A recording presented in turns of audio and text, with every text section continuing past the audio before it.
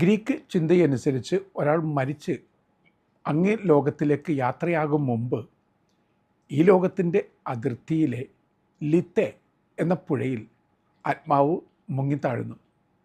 ഹെയ്ഡ്സിലെ 5 പുഴകളിലൊന്ന് ലിത്തെ. ഈ പുഴ മറവിയുടെ പുഴ എന്നറിയപ്പെടുന്നു. ഈ പുഴ സൈപ്രസ് മരത്തിൻ്റെ കീഴിൽ ഹിപ്നോസ് എന്ന ഗുഹയ്ക്ക് സമീപത്താണ്. എല്ലാം പ്രതീകാത്മകതയാണ്. സൈപ്രസ് നിത്യതയുടെ പ്രതീകമായ മരമാണ്. ഹിപ്നോസ് എന്ന് പറയുമ്പോൾ ഉറക്കമാണ്. അപ്പോൾ നിത്യമായ ഉറക്കത്തിലേക്ക് ഒരാളെ ക്ഷണിച്ചിട്ട് എല്ലാം മറന്ന് റിഫ്രഷിംഗ് ആണ്.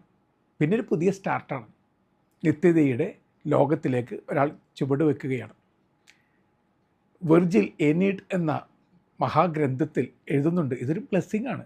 കാരണം ഈ ലോകത്തിൻ്റെ ആശാപാശങ്ങളെല്ലാം മറന്ന്, കുറ്റബോധങ്ങളെല്ലാം വെടിഞ്ഞ്, റിഗ്രറ്റുകളൊക്കെ വെടിഞ്ഞ് ഒരാൾ പുതിയൊരു ലോകത്തിലേക്ക് പുതിയ ചുവട് വെക്കുകയാണ്. അതുകൊണ്ടാണ് ഇതിനെ ബ്ലെസ്സിങ് എന്ന് വിളിക്കുക.